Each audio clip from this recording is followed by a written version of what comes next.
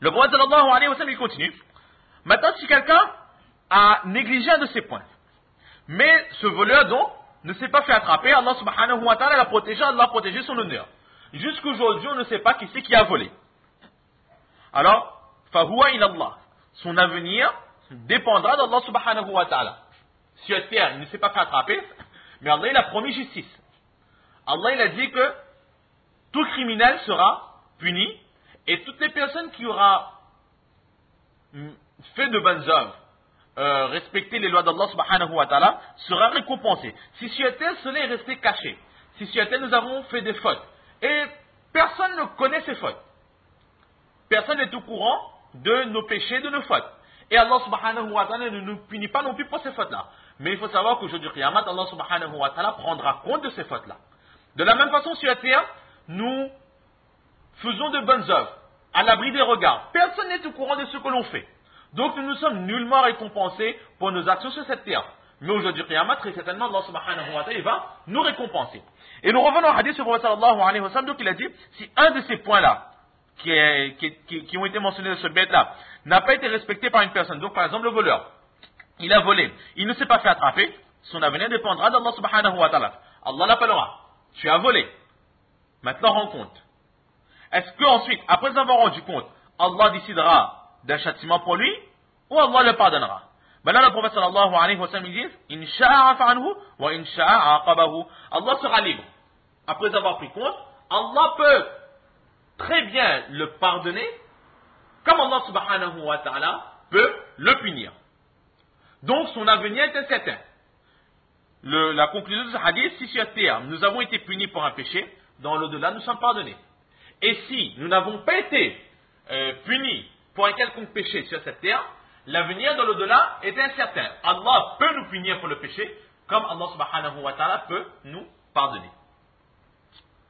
Avant d'expliquer vraiment la réalité de ce masla, est-ce que il faut prendre ce hadith au mot à mot, ou est-ce qu'il faut l'expliquer? Avant d'arriver sur ce point-là, une simple question qui peut-être a traversé notre esprit, c'est que partons du fait qu'une personne a commis une faute, et que cette faute n'a pas été punie sur cette terre. Nous reprenons l'exemple du voleur. Le voleur est entré de la maison en cachette, il a volé de l'argent, une grosse somme d'argent, il est parti. Et jusqu'à sa mort, cette personne n'a pas été punie par la justice, donc Allah ne l'a pas puni sur cette terre. Admettons que dans l'au-delà, Allah est libre de punir comme de pardonner. Admettons qu'Allah subhanahu wa ta'ala a pardonné à cette personne. Certes, Allah l'a pardonné, d'accord. Mais maintenant la question se pose que ce pauvre malheureux, cette personne qui s'est fait voler, qui a perdu toutes ses économies dans ce crime, dans ce vol, et à cause de cela, il a dû vivre dans une certaine difficulté, peut-être même de la pauvreté. Il a tout perdu, il ne s'est pas fait rembourser, il a tout perdu maintenant, il est à la rue. Mais d'un côté, ce voleur, il ne s'est pas fait attraper sur cette terre, il a une vie facile, une vie remplie de facilité, de bonheur, suite à un péché très grave. En plus de cela, par ce péché, une autre personne a eu énormément de difficultés. Donc la logique voudrait que même si c'est cette terre, cette personne ne s'est pas fait punir, mais au moins aujourd'hui, Qiyamah, il a une sentence très dure. De un pour le péché, et de deux pour avoir mis autrui dans des difficultés. Mais si Allah le pardonne, est-ce qu'il n'y a pas là une injustice de la part d'Allah subhanahu wa ta'ala? Alors la réponse qui peut être donnée, elle est très simple. Allah ne commet nullement d'injustice. Si cette personne est pardonnée, le voleur il est pardonné, Allah il connaît pertinemment le secret du cœur. Peut-être que du fait que la personne qui a été volée, elle a eu ensuite une vie difficile, une existence difficile, cela était peut-être tout simplement une épreuve pour lui de la part d'Allah subhanahu wa ta'ala.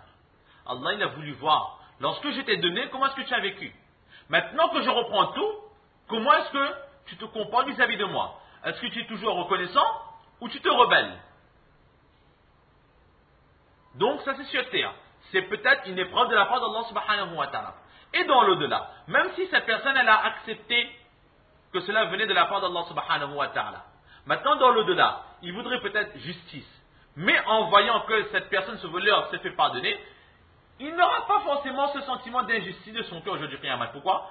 Parce que Allah il est tellement bon qu'on pourrait très facilement penser, imaginer, que si ce voleur s'est fait pardonner, la personne qui s'est fait voler, Allah subhanahu wa ta'ala lui accordera beaucoup plus que cela.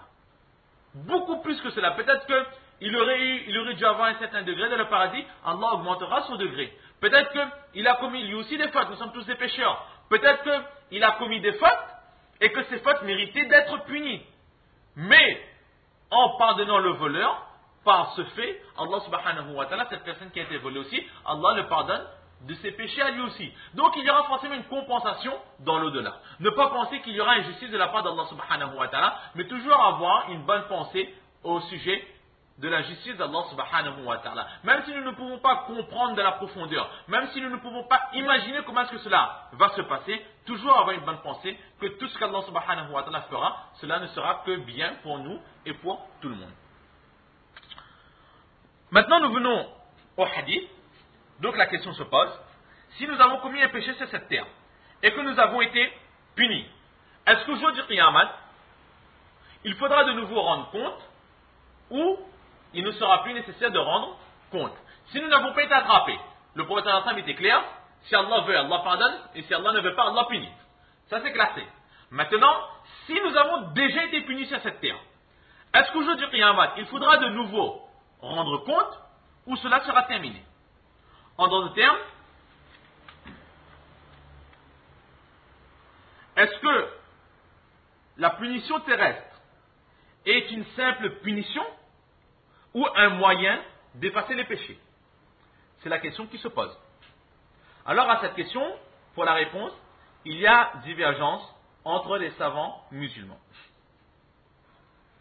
Imam Ahmad ibn Hanbal rahmatullah alayh, Imam Malik rahmatullah alayh, et Imam Shafi'i rahmatullah alayh, les trois grandes écoles, sont d'avis que les punitions terrestres sont un moyen de pardon et une façon de se faire pardonner de ses péchés. Lorsqu'une personne se fait punir sur cette terre, alors Allah subhanahu wa ta'ala il efface automatiquement de son livre de compte ce péché. Au jour du Qiyamah, il n'aura plus de compte à rendre. Leur preuve, quelle est leur preuve? C'est tout simplement, entre autres, ce hadith, dans lequel le prophète sallallahu alayhi wa sallam est très clair. La personne qui se fait punir sur cette terre, alors il sera expié de tous ses péchés au jour du Qiyamah. Le hadith il est clair, ils mettent en pratique ce hadith, ils sont d'avis que lorsqu'on se fait punir sur cette terre, au jour du Qiyamah, il n'y aura plus de compte à rendre. D'un autre côté, Imam Abu Hanifa rahmatullah alayhi, notre imam, il est d'avis que la punition que nous aurons reçue sur cette terre n'est nullement un pardon du péché, mais c'est tout simplement une punition. C'est une punition et au jour du Qiyamah, il faudra de nouveau rendre compte. Sur quel point est-ce que notre imam Abu Hanifa rahmatullah alayhi se base? Tout simplement sur quelques points. Le premier point, c'est la logique. Il dit que le déroulement de cette terre, le nizam, pour que cette terre reste en harmonie, l'harmonie qui doit régner sur cette terre ne peut trouver effet si les punitions étaient aussi en même temps un tawbah. C'est-à-dire, Imam Abu Hanifa rahmatullah dit que ces punitions qu'Allah subhanahu wa ta'ala a rendues obligatoires, c'est tout simplement pour que la paix règne sur terre. Mais c'est nullement pour nous faire pardonner de nos péchés. Si par exemple, on aurait admis que lorsqu'on se fait punir sur cette terre, on est pardonné de nos péchés, alors sur cette terre, il y aurait eu des émeutes, des vols à tout bout de champ. Pourquoi? Parce que le musulman lui-même, il ira, il va tuer quelqu'un, il va voler, il va commettre l'adultère, il va frapper quelqu'un, il va abuser quelqu'un, et puis qu'est-ce qu'il va se dire? Oui, mais de toute façon, je n'ai pas à craindre de l'au-delà, parce que je vais devant le juge, et puis j'avoue de mes fautes, je dis voilà, j'ai commis cette faute, cette faute, cette faute. Lorsque je serai puni, que ce soit la sentence finale, la mort, ou les coups de fouet, ou un supplice physique, quelle que soit la punition, de toute façon, ce qui importe pour moi, c'est quoi? C'est l'au-delà.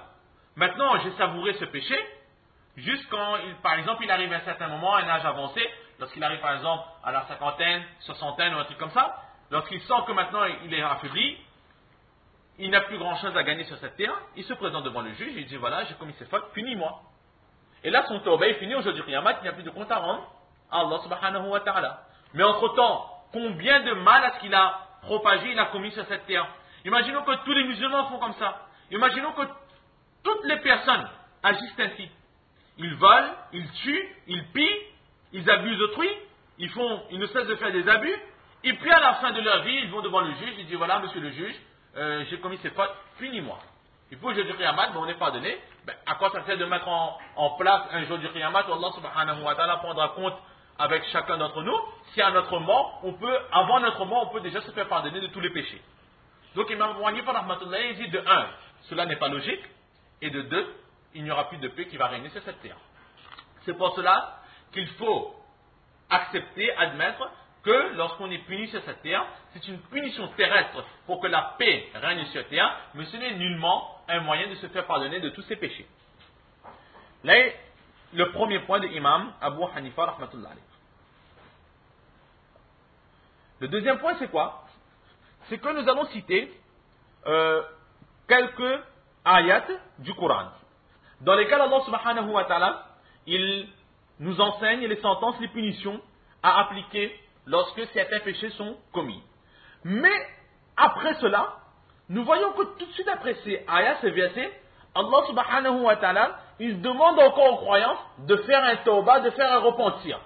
Donc Imam Abu Hanifa rahmatullah, il dit que si la punition elle-même c'était un repentir, pourquoi est-ce qu'après, juste après ces versets, Allah subhanahu wa ta'ala, il demande encore de se repentir? Cela signifie tout simplement que la punition n'est pas un repentir. La punition elle est terrestre, et Allah subhanahu wa ta'ala, il dit que la punition sur terre, vous l'avez eue, maintenant faites un repentir sincère. Ne refaites plus cela.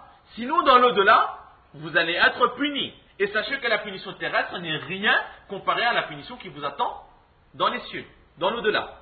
Le premier ayat, c'est quoi? C'est Allah subhanahu wa ta'ala, il dit, ce sont pour les gens qui font le barawat. C'est-à-dire les personnes qui se tournent contre le gouvernement qui est déjà en place. Des personnes qui veulent faire des révolutions. Il y a un gouvernement qui est en place. Il dirige le pays de la meilleure façon qu'il peut, même s'il y a de temps en temps des manquements. Et là, il y a un groupe de personnes, parfois une personne, deux personnes ou un groupe, qui se lève et qui veut faire une révolution, qui veut faire tomber ce gouvernement. Ou encore, la personne qui combat Allah subhanahu wa ta'ala, la personne qui veut aller à l'encontre des ordonnances du prophète sallallahu alayhi wa sallam. Alors, le prophète Allah subhanahu wa ta'ala dit Innama jaza'u alladhina yuharibuna Allah wa rasulahu wa yas'una fi ardi fasada. Que les personnes qui font ainsi, qui sèment le mal partout sur cette terre de cette façon, an yuqattalu aw yusallabu aw yuqatta'a aydihim, que ces personnes seront ou bien tuées, ou bien seront pendus, ou bien certains de leurs membres seront coupés. Là, il y a la punition qui est très dure, qui était ordonnée par Allah subhanahu wa ta'ala. Donc, si vous voulez avoir des détails sur ce ayat, regardez le ayat de la traduction en français. Mais juste après cela, Allah subhanahu wa ta'ala, qu'est-ce qu'il dit? Que cette punition-là, c'est quoi? ذَلِكَ لَهُمْ خِزْيٌ فِي الدُّنْيَا. Que sur cette terre, cette punition sera une humiliation pour vous. De cette façon, Allah subhanahu wa ta'ala va vous humilier afin que vous cessiez ces agissements. Mais ensuite, il continue وَلَهُمْ فِي الْآخِرَةِ عَذَابٌ عَظِيمٌ. Et dans l'au-delà, un châtiment beaucoup plus dur vous attend. Alors, Imam Abu Hanifa rahmatullah, il dit que si cette punition-là était un tawbah, si suite à cette punition, le péché était pardonné, mais pourquoi Allah subhanahu wa ta'ala, il promet encore un châtiment beaucoup plus dur dans l'au-delà? Et ensuite, Allah, il continue, illa alladhina tabu wa aslahu, sauf cette personne qui fait le tawbah, qui se repent et qui fait ensuite de bonnes œuvres, il sera pardonné. Donc, dans ce ayat, nous voyons très clairement que la punition sur cette terre n'est pas suffisante pour que nos péchés soient effacés. Un deuxième ayat, c'est quoi? Que la personne qui accuse à tort une femme d'adultère et qui ne peut présenter des témoins, les témoins qu'il faut, une personne qui accuse à tort un homme ou une femme, qui accuse que voilà un tel a fait l'adultère, le juge va lui demander amène-moi des témoins. Si cette personne n'est pas capable d'emmener 4 témoins